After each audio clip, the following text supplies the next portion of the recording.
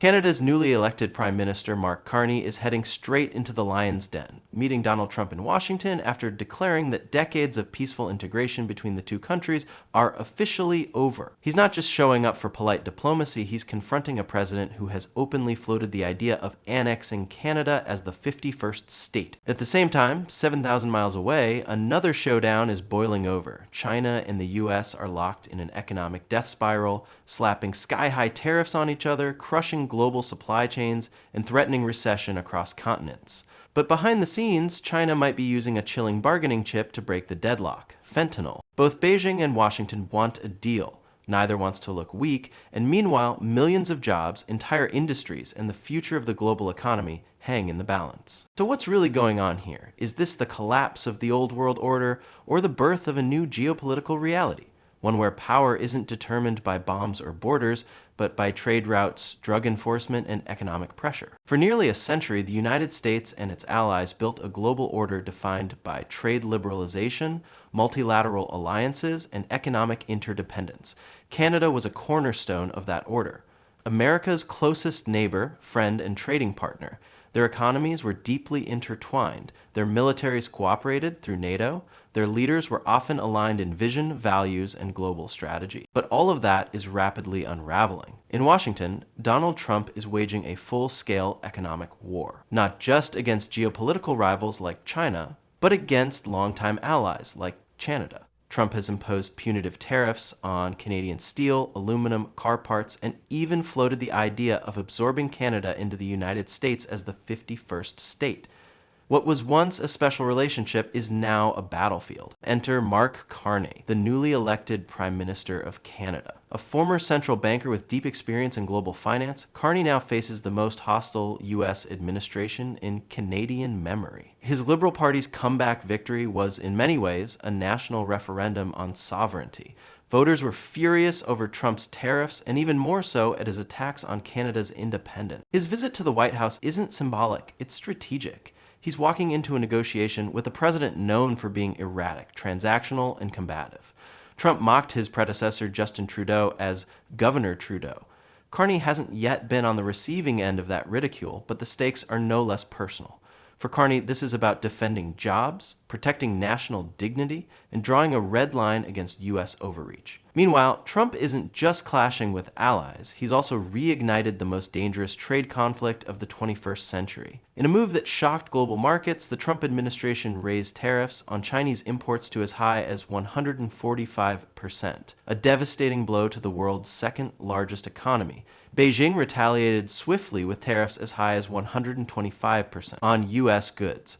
The average rate on U.S. exports to China now exceeds 147%. Yet despite the escalating rhetoric, both sides seem desperate for a way out, but too proud to make the first move. The standoff is eerily reminiscent of Cold War posturing, but this time the battlefield is economic. Each side wants to claim victory to their domestic audiences. Trump wants to look tough on China for voters back home. Xi Jinping, facing a sluggish economy, property crises, and rising unemployment, must show that the East is rising and not bowing to Western pressure. What makes this moment even more dangerous is how the two crises, Canada versus the United States and China versus the United States, are unfolding simultaneously. Canada, a G7 nation and NATO ally, is now being treated with the same blunt force tactics Trump uses on China. And while China is a strategic rival, the tools being used, economic coercion, threats, propaganda, are the same. We are witnessing not just a series of disputes, but a systemic breakdown of the global trade architecture that held for nearly 80 years. Alliances are being tested, long-standing norms like multilateral cooperation, WTO arbitration, and sovereign respect are being shredded. The relationship between Canada and the United States, once defined by trust, integration, and a shared worldview, has now veered into uncharted and dangerous territory. Donald Trump, emboldened by his aggressive America First doctrine,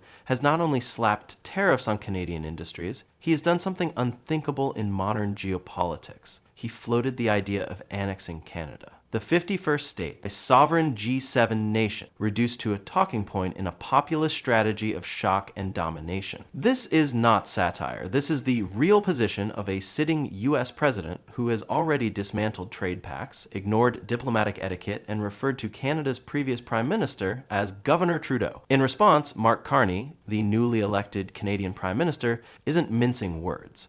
With the backing of a furious electorate, Carney has declared the era of U.S. Canadian integration finished. The decades of quietly folding into America's economic umbrella, of smoothing out disputes behind closed doors, of trusting that the neighbor to the south acted in good faith, those days are over. Carney's retaliation is not rhetorical. It's material. He's already begun hitting back with tariffs of his own, targeting U.S. exports and signaling a fundamental reset of Canada's economic strategy. But the damage is already visible. The tariffs imposed by Trump have caused a cascade of job losses across Canada's vital manufacturing sector. General Motors has scaled back production at its pickup truck plant in Oshawa, Ontario. And Stellantis has shuttered its Windsor facility not once, but repeatedly. Over 5,000 Canadian workers are staring down unemployment. And this is just the beginning. But as the Canadian-American bond phrase, an even larger and more perilous conflict is underway on the global stage. The superpower standoff between the United States and China. What began as a trade dispute has escalated into a game of economic brinkmanship that threatens to rupture the world economy. Trump's decision to raise tariffs on Chinese imports to an astronomical 145% was not just aggressive, it was incendiary. China, naturally, responded in kind, raising its own tariffs to 125% or more. Every industry, from microchips to jet engines, pharmaceuticals to rare earth minerals, is now caught in the crossfire. Yet what makes this conflict especially volatile is not just the magnitude of the tariffs, but the psychology behind them. Neither side wants to appear weak. Neither leader, or Trump nor Xi Jinping, is willing to blink. And so we have arrived at a point of dangerous ambiguity, where both sides are signaling a willingness to negotiate, while simultaneously denying that any negotiations are taking place. Chinese state media has hinted quietly and unofficially that the U.S. has reached out through multiple channels. Trump, in turn, has claimed publicly that talks are happening. Beijing denies it, then backpedals, then denies it again.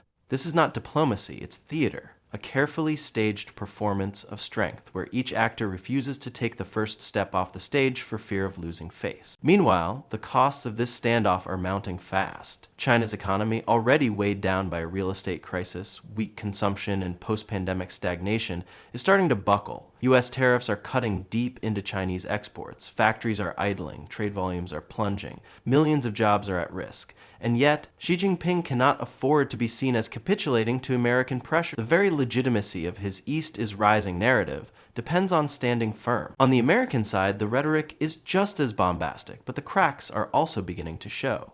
Inflation is on the rise. Consumer goods are getting more expensive. Automakers like GM and Ford are facing billions in unexpected costs. Executives are slashing forecasts. Even U.S. allies in Europe are beginning to reap the unintended benefits. Chinese exports originally destined for America are now flooding into European markets, driving down prices and inflation on the other side of the Atlantic. But perhaps the most dangerous element in this conflict is the new currency being traded. Fentanyl. China, for years, has used cooperation on fentanyl enforcement as a tool of leverage. And now, once again, they are quietly signaling they might be willing to restrict fentanyl precursor exports in exchange for trade concessions. Beijing may even dispatch its top public security official to Washington, an extraordinary gesture not just of goodwill, but of strategic cunning. In a world where conventional negotiations are paralyzed by ego and nationalism, fentanyl offers a narrow, morally complex back channel. This isn't diplomacy as we knew it. This is hardball geopolitics, played with tariffs, opioids, and economic attrition. On one front, Canada fights to preserve its sovereignty from an increasingly unpredictable neighbor. On another, the world's two largest economies spiral into a mutually destructive standoff, each hoping the other will crack first. And through it all, no one knows which fuse burns faster, the economic one or the political one. The economic aftershocks of this trade war aren't just numbers on a screen. They are tectonic shifts tearing through the foundations of global power. What began as a barrage of tariffs has rapidly mutated into something far more dangerous, a strategic reordering of how countries produce, sell, and survive. Let's start where the damage is already visible. In Canada, the cost of defiance is being measured not in press statements, but in layoffs. Thousands of workers in Ontario and Quebec are waking up to shuttered factories, idled plants, and pink slips. Not because they failed, but because the machinery of cross-border trade is grinding to a halt. When Trump triggered his tariffs, it wasn't just aluminum and steel that were taxed. It was the lifeblood of an entire industrial ecosystem. Supply chains built over decades have been thrown into chaos. Assembly lines are now financial time bombs. Every nut, every bolt, every transmission now comes with an added cost and a risk of disappearance. But this isn't just an economic crisis for Canada. It's a political one. Mark Carney, in a move heavy with symbolism and historical resonance, has invited King Charles III to deliver Canada's parliamentary opening speech, something no monarch has done in nearly half a century. It's a deliberate act of sovereignty theater. Carney isn't just reminding Canadians who they are, he's reminding Washington that Canada is not and never will be for sale. South of the border, the economic fallout is beginning to gather mass like a slow-moving storm. U.S. automakers are staring down multi-billion-dollar losses, not from lack of demand, but from the sheer cost of doing business in a tariff-ridden economy. General Motors alone has warned of up to $5 billion in additional costs, forcing them to reconfigure production strategies and scale back operations in countries like South Korea. Prices for everyday vehicles are inching upward. What was once a simple car purchase is now a financial equation laced with uncertainty, trickling down to middle-class Americans who are already feeling the pinch of inflation. And it doesn't stop at cars. Consumer electronics, medical devices, clothing, anything made with Chinese components or assembled abroad is becoming more expensive by the day. Tariffs are taxes, and those taxes are not absorbed by governments. They're paid by consumers. The White House insists this is short-term pain for long-term gain, but for American families, there is no waiting room. Every trip to the store feels heavier, and every paycheck is stretched thinner. Yet across the Pacific, the Chinese economy is being battered in ways that threaten the stability of Xi Jinping's entire governance model. Factories are not just slowing down, they're going dark. Export orders have dried up like rivers in a drought. For a country whose economic miracle was built on being the world's workshop, losing the U.S. market is more than a setback, it's an existential crisis. Youth unemployment is soaring, the real estate sector remains in freefall, consumer confidence is eroding like sand beneath the tide. And yet, the Chinese government cannot afford to bend publicly. To yield would be to lose face, and in Xi's tightly controlled political theater, appearance is everything. But China is not without leverage, and now it's reaching for one of its most politically potent tools, fentanyl.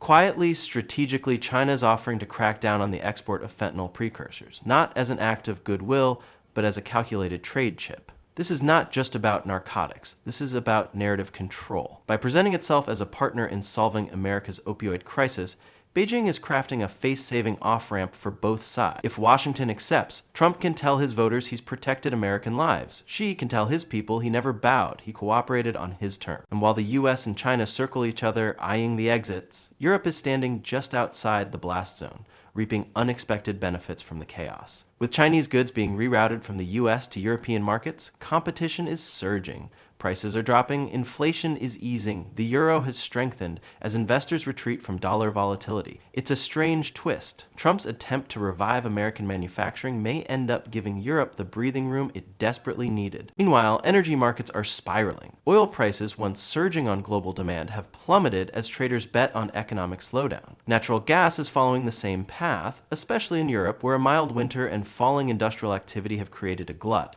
The World Bank is forecasting diverging energy futures, American prices climbing while European costs plateau or fall. In this maelstrom, military implications are not abstract. They are unfolding quietly in strategy briefings and defense budgets. If China manages to use this crisis to weaken U.S. alliances, to force nations like Canada into a deeper economic realignment with Asia, then its ambitions in the South China Sea, in Taiwan, and beyond become that much more plausible. Likewise, if the U.S. alienates allies and isolates its economy through unchecked tariffs, it risks creating a world where no nation trusts its leadership or its promises. The trade war is not just a battle over steel, cars, or currency. It is a proxy war over the very architecture of power in the 21st century.